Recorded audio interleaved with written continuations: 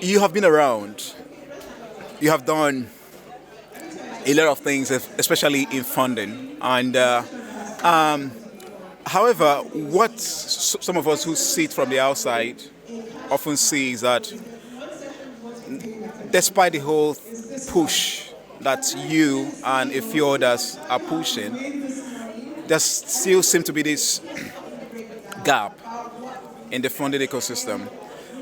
We still have a lot of foreigners dominating the funding environment.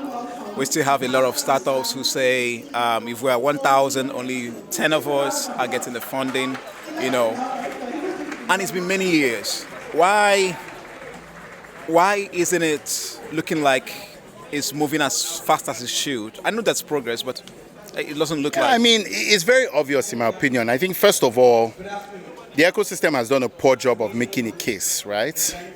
And at the end of the day, you see, these funding conversations boil down to one thing and one thing only, which is results.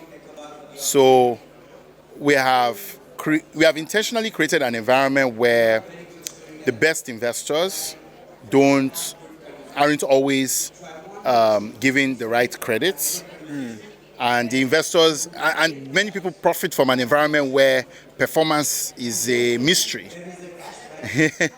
where nobody really knows who is doing well and who is not, and then they tie everybody with the same brush. So everybody says, "Oh, the industry is not doing well," and they make it seem like it's the entrepreneur's fault when your job is to invest to make money, and you failed at it. How is that the ecosystem's fault? You failed.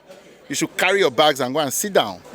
So I think for as long as we continue to perpetuate a funding environment where we are not meritocratic, if you go to the US, Midas list, everybody knows who does well and who does not do well. It's numbers. It's not a matter of emotion. It's not a matter of how big your PR budget is.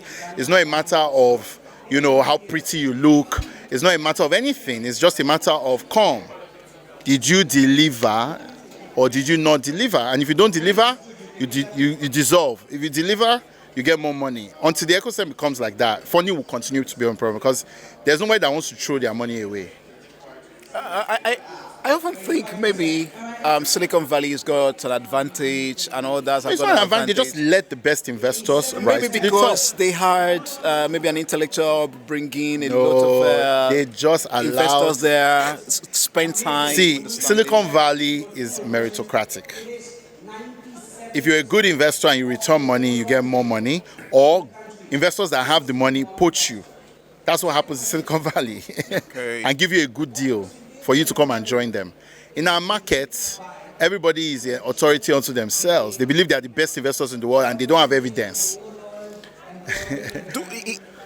Can there be any structure that can make that change? I mean, since Yes. if we leave it that way, it will not change. It won't change. Well, first of What all, kind of structures do we need? Well, first of all, we need LPs that embrace merit. That's the first thing. And we need an ecosystem that demands merit as a way of engagement. How do we measure merit? Very simple. We can measure merit by creating our own Midas list. It will not cost us anything to say, submit your data, let's rank your performance. We now have 10 years of data. Let's rank your performance. Did you make money or did you not make money? Won't we have to build a company for that? Not necessarily. If the media was better organized, they could have done it. After all, Forbes is doing Midas list. Okay. So it's just that media likes to also, they treat the VCs as customers. I mean, they have to survive, of course. Yeah, but it doesn't mean that you have to compromise your values. Absolutely. No. Yeah, so if the media becomes less interested in silly scandal and more interested in actually trying to identify what is real in the ecosystem and what is not, I think we'll get there. By there, where is there? Well, there means that everybody knows what great performance looks like and that it is possible. So the ecosystem is not defined by its mean, but by the best. When you look in Silicon Valley today, the vast majority of venture funds don't make money. But because it's an open, transparent, and meritocratic ecosystem, you know that, okay, if I want to make money, I better be in Sequoia, I better be in Andreessen Horowitz, I better be in... You see what I mean? Yeah. So, but in this country, everybody wants to be doing vibes. And speaking of vibes, I know that the ecosystem has gone from a period where it was almost like hype, everybody was throwing money at everything and all of that. And then 2019, 2020, 2021, it was crazy money, everybody was just grabbing and all of that. And then 2023, reality setting, 2024, I think there was a bit of a stability. 2025, I think we're beginning to see a bit of a curve and all that. Is that what you think might continue to happen? Or well, look, I mean, whether investors invest or not, ecosystem will grow. That's what you have to understand. Water will find its level. It's just that it will do it without your participation. The same Nigeria that many foreign investors and local investors are saying, I'm not investing in Nigeria anymore. It's the same Nigeria, our top 7 companies make over $1 million and are profitable in this Nigeria. Yeah. Some make as much as $10 million and are profitable with free cash flow in this Nigeria. So, is that where future Africa is? Yeah, we just don't like to talk to press. We like to talk directly to the public. But well, you're talking to press now. Well, it depends whether you publish my article or not. we promise to publish it somewhere else. Let's see now. When it gets out there, I will know. Okay. So, Future Africa has been involved in several foundational projects now, almost heavy lifting projects like Itana and a lot of others. Is that like you're re-strategizing? Well, not really. I mean, look, ecosystems always have something I call it this before that problem. So there are certain kinds of companies that maybe Nigeria is ripe for, but until certain things exist, you can't solve that problem. Even when you look at, if Andela did not exist, I don't think Flutterwave would have had and Paystack would have had as good of a run. Yeah. Because you simply didn't have the number of developer critical mass that you needed to be able to integrate these solutions. Yeah.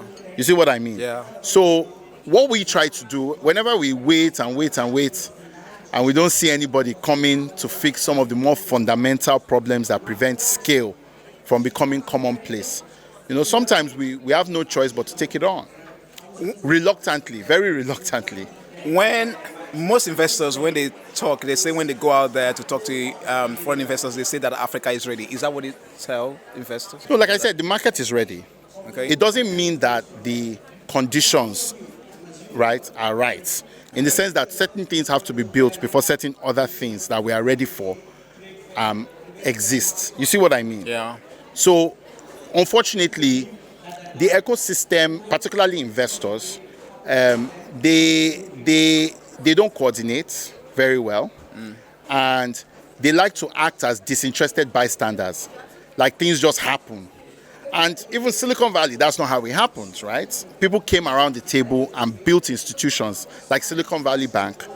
You know what I mean? Yeah. They built things to make the ecosystem work. Absolutely. But our VCs are very lazy. And even with the right leadership in government, many people, they're acting like disinterested bystanders. You understand what I'm saying? For example, look at what the minister is doing on connectivity.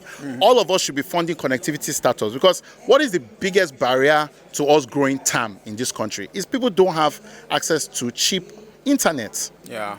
Rather than all of us coming to support the minister to extend connectivity, which would improve our TAM and improve our chances of returning capital, some idiots are insulting him. So, what do you expect?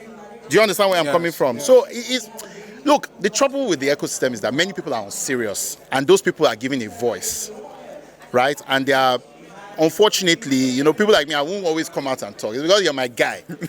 But we have to tell the truth, right? We don't have the right leadership in the ecosystem. It's as bad in many cases as we complain about the politicians. Is that what's about to happen with the Startup Act? No, well, the situation has been arrested despite the non-participation of many ecosystem players. Yeah. And what I want to say, look, at the end of the day, see, there's nobody that is too important for the ecosystem to abandon. Yeah. People will move on. Maybe you were a star 5 years ago or 6 years ago and you've jackpot now and you think that the ecosystem will not move on without you. You will come back and you become a guest in the ecosystem that you built. That's just a reality. True. And I think many people don't realize that. I think they think that the ecosystem cannot survive without them. And I think they're about to get a rude shock because things will happen. It must happen. Water must find level. That's life. My final question is, what does success look like for Future Africa? Look, we're very clear in our own vision of what success looks like, right? How do we build global companies which are founded by people who are inspired by our biggest challenges? That's very simple for us. We just believe that all the things people complain about that are bad here, they are actually opportunities. Yeah. They are not just local opportunities, they are global opportunities. And we've proven it many times. Andela is in over 60 countries around the world. Flutterwave is in over 40 countries around the world. Move is in how many countries? Global Business is in the US. So we know that the problems that people complain about are actually global startups in disguise. Yeah. Our own job as Future Africa is to fund those founders to reach their full global potential. Sure. That's it. All right. Thank you so much. Thank you.